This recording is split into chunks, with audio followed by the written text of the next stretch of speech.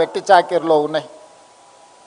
ఈ వెట్టి చాకిరి నుంచి విముక్తే కాదు, దేశ ప్రజలకు స్వతంత్రాన్ని ఇచ్చి దేశ ప్రజలకు ఓటు హక్కును కల్పించింది కాంగ్రెస్ పార్టీ, మహాత్మా గాంధీ, డాక్టర్ బాబాసాహెబ్ అంబేద్కర్.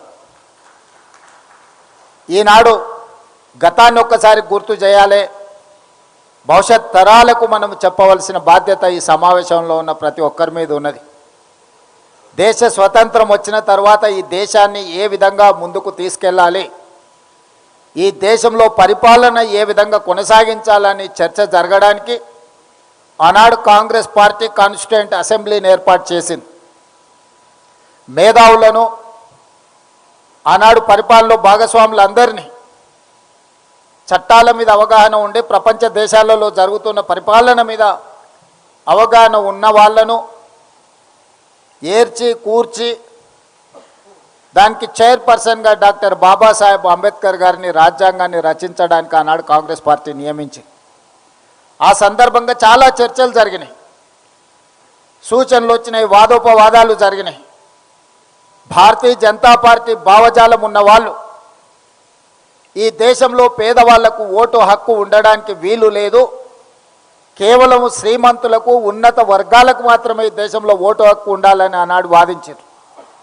అప్పుడు మహాత్మా గాంధీ గారు, డాక్టర్ బాబాసాహెబ్ అంబేద్కర్ ఈ పేద ప్రజలకు నేను ఇచ్చే ఆయుధమే ఓటు, ఓటు అనే ఆయుధం ద్వారా వాళ్ళు హక్కులను సాధించుకుంటారని మొట్టమొదట పేదలకి దేశంలో తమల్ని పరిపాలించడానికి అవసరమైన చట్టాలను, శాసనాలను చేసే ప్రతినిధులను ప్రతి 5 సంవత్సరాలకు ఒక్కసారి ఎన్నుకునే అధికారము, ఆ అధికారమే ఓటు. ఓటు అనే ఆయుధాన్ని ఆనాడు పేదలకు భారతీయ జనతా పార్టీ పూర్వాశ్రమంలో ఉన్న జనసంఘ కావచ్చు, ఆ వాసనలో ఉన్న వాళ్ళ యొక్క ఆలోచనకు వ్యతిరేకంగా ఆనాడు కాంగ్రెస్ పార్టీ, మహాత్మా గాంధీ గారు, డాక్టర్ బాబాసాహెబ్ అంబేద్కర్ గారు పేదలకు ఓటు హక్కు ఇచ్చి ఈనాడు ఉన్న రాజ్యాంగాన్ని మనకిచ్చిండ్రు.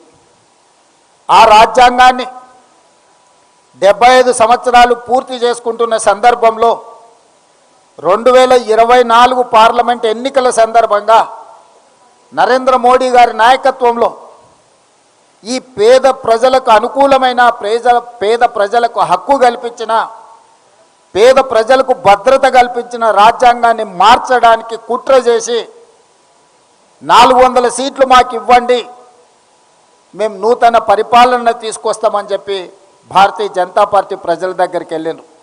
అప్పుడు కాంగ్రెస్ పార్టీ శ్రీమతి సోనియా గాంధీ గారు, మల్లికార్జున్ ఖర్గే గారు, రాహుల్ గాంధీ గారు వీళ్ళు ఈ రాజ్యాంగాన్ని మార్చడం ద్వారా పేదలకు అన్యాయం చేసి పేదల హక్కులను కాలరాసి కార్పొరేట్ కంపెనీలకి ఈ దేశాన్ని మళ్ళీ తిరిగి అప్పచెప్తారు.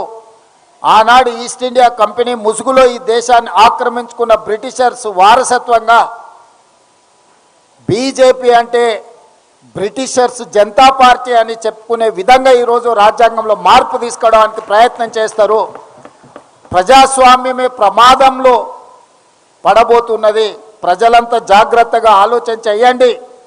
డాక్టర్ బాబాసాహెబ్ అంబేద్కర్ గారు ఇచ్చిన రాజ్యాంగాన్ని బీజేపీ రద్దు చేయబోతుంది అని చెప్పి రాహుల్ గాంధీ గారు, ఖర్గే గారు అన్ని రాష్ట్రాలు తిరిగి ప్రజల్ని అప్రమత్తం చేసిండ్రు. అందుకే అత్యంత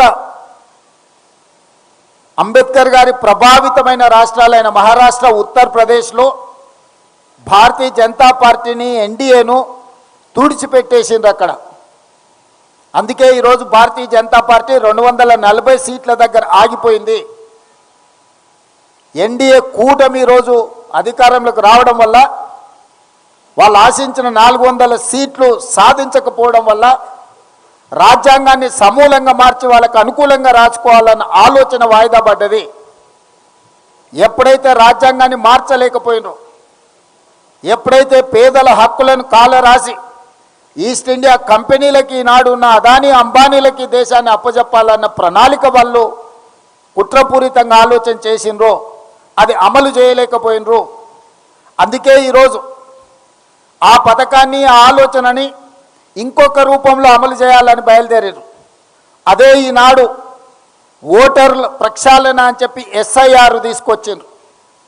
తద్వారా ఈ దేశంలో ఉండే మైనారిటీలు, పేదలు, దళితులు, ఆదివాసీలు, గిరిజనులను, అత్యంత నిరుపేదలను, ముఖ్యంగా నిరుపేదకు, భూమి లేని వానికి, సొంత ఇల్లు లేని వానికి రక్షణ ఓటే.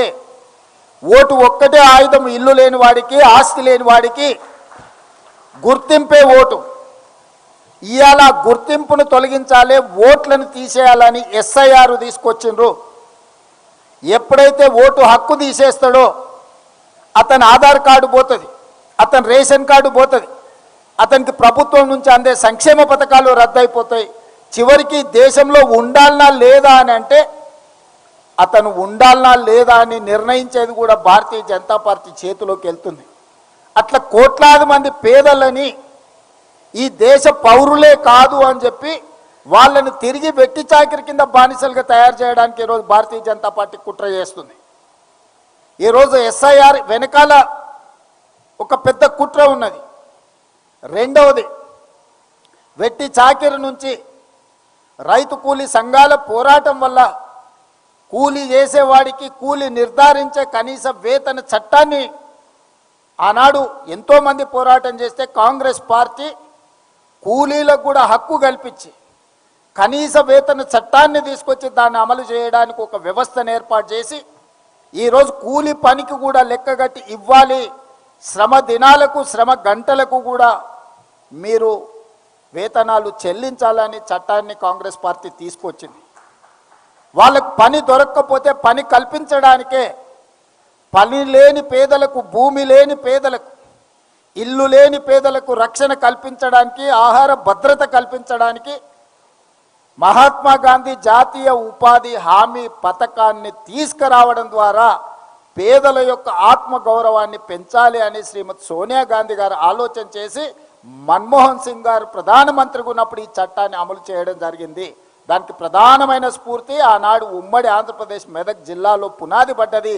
తెలంగాణ మెదక్ జిల్లా నుంచి స్ఫూర్తిని తీసుకొని కొప్పుల రాజుగారు అధికారిగా చట్టాన్ని తయారు చేసి ఈ చట్టాన్ని ఆంధ్రప్రదేశ్ అనంతపూర్లో మొట్టమొదట ప్రధానమంత్రి సోనియా గాంధీ గారు వచ్చి ఈ జాతీయ ఉపాధి హామీ పథకానికి స్ఫూర్తి మనమే, మొట్టమొదటి దేశంలో అమలు చేసింది మనమే.